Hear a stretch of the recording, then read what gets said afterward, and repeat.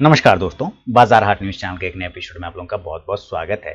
दोस्तों, तारीख है 16 मार्च 2022 और यहाँ पे थर्सडे एक्सपायरी डे के लिए यानी कि गुरुवार के लिए निफ्टी का ऑप्शन एनालिसिस और इंडेक्स एनालिसिस लेकर आपके सामने मैं हाजिर हूँ। देखेंगे दोस्तों निफ्टी किस लेवल पे खड़ा है, कहाँ सपोर्ट और कहाँ रेजिस्टेंस लेने की कोशिश कर रहा है। तो 16,800 जैसा कि मैंने कल भी आप लोगों को बताया था कि 16,800 एक बड़ा इंपॉर्टेंट सपोर्ट रेजिस्टेंस एरिया है। उसके ऊपर की क्लोजिंग चाहिए और सस्टेनेबल क्लोजिंग चाहिए। ऐसा नहीं कि एक दिन क्लोज कर गया और उसके बाद कंप्लीट हो गया, नहीं।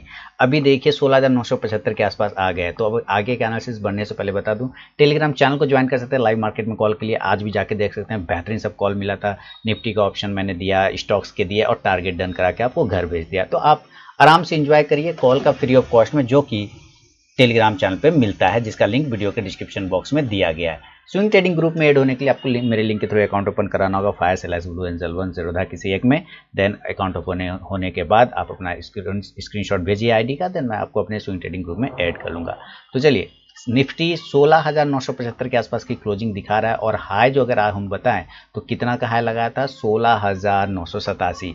यानी कि एक चीज बहुत ही बेहतरीन काम किया कि बिल्कुल अपने क्लोजिंग के हाई के पास ही क्लोज किया है। क्या है, हाई के पास में दिन के उछले स्तर पे उच्च स्तर पे क्लोज कर रहा है, यानी कि ये स्ट्रेंथ दिखाने की कोशिश कर रहा है निफ्टी।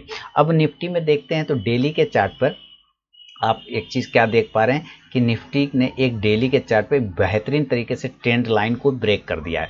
अब देखिए, अगर ये नीचे गिर जाता है, सपोज यहाँ से मान लीजिए ये ऊपर नहीं गया और नीचे ही आ गया, तो नीचे आने के बाद भी जो चांसेस है ना, वो है कि इस ट्रेंड लाइन का सपोर्ट पकड़ लेगा। और वो सपोर्ट अब कितना आ रहा है, 16,600 के आसपास आ रहा है। 16,700, 16,600 ये इंपॉर्टेंट सपोर्ट है। और ये जो रेड कैंडल इसके आसपास ही समझिए 600 का पकड़ के चल सकते हैं। तो अब बेहतरीन सपोर्ट आप 16,600 पे भी पा सकते हैं, 16,700 भी पा सकते हैं और उससे बढ़िया सपोर्ट आप 16,500।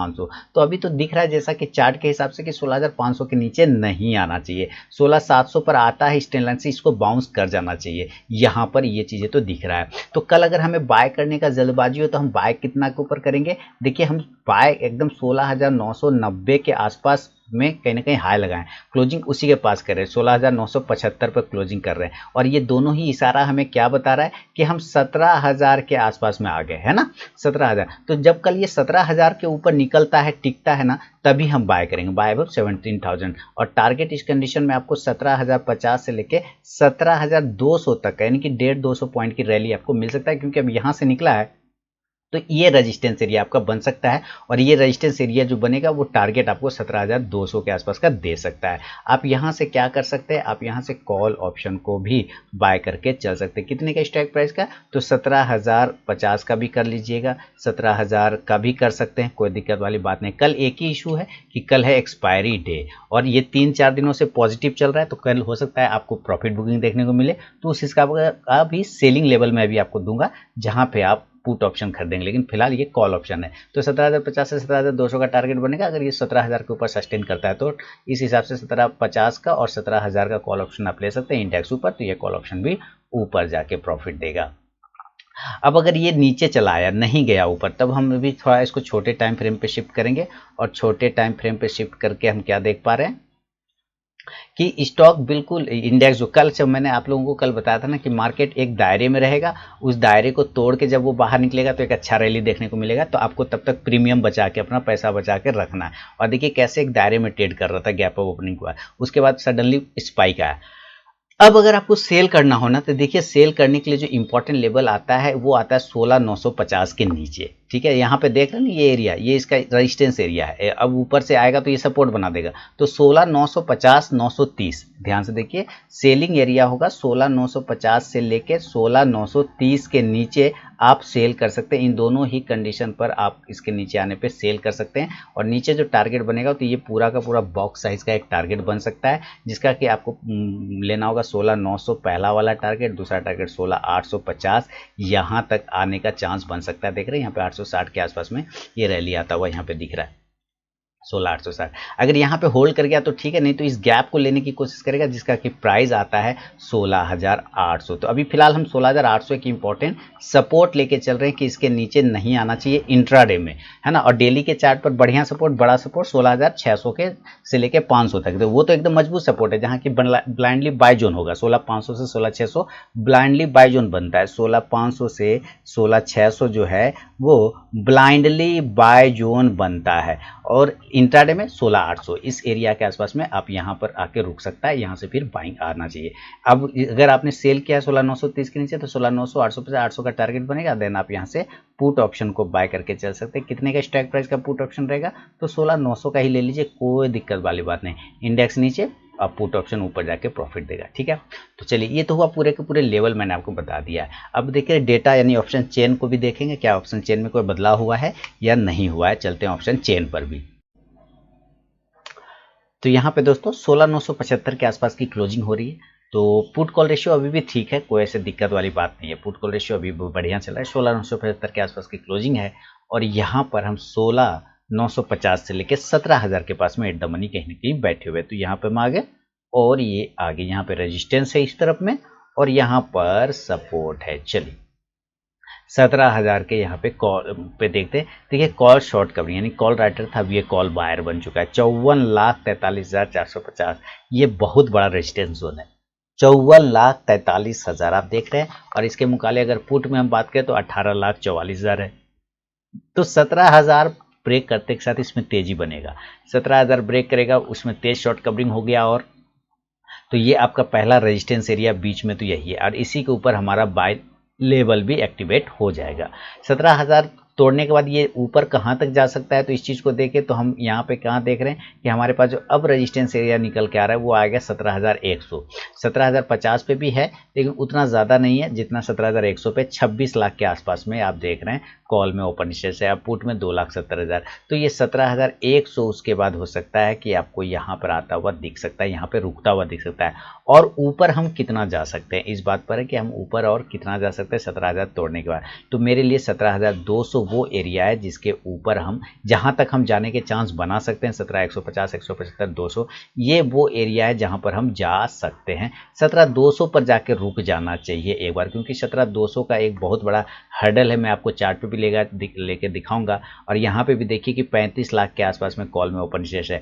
अब देखिए ये सारे ना शॉर्ट कवरिंग हो रखे हैं। अगर इसको और एक्चुअल इसको अब देखा जाए कि मेन रेजिस्टेंस अब कहाँ पे दिख रहा है, तो मेन रेजिस्टेंस अब 17,450 के आसपास में आ रहा है। यहाँ पे देखिए फ्रेश कॉल राइटिंग हो रखी है, यहाँ पे रेड में देख रहे हैं ये फ्रेश कॉल राइटिंग हो रखी है 16,65,000 के आसपास में। 17,450 से 17,500 से अब इसका मेन स्टार्ट हो रहा है रेजिस्टेंस। लेकिन ये सब भी अभी नियर में रेजिस्टेंस एरिया है, सबसे पहले तो इसको ब्रेक करना पड़ेगा। तो हम 17,200 तक जा सकते हैं इजी वे में, जहां से मैं निकलना चाहूंगा। बहुत अच्छी तेजी बन गई तो 17,400 तक आ सकता है। बहुत अच्छी तेजी रही, बहुत तूफानी तेजी, तो 17,400 भी यानी 400 पॉइंट ऊपर जा सकता है। लेकिन उतना चांस नहीं है कि वहां तक जाए, ऐसा चांस तो नहीं दिख रहा है। तो 17,200 तक यहाँ पर सही है।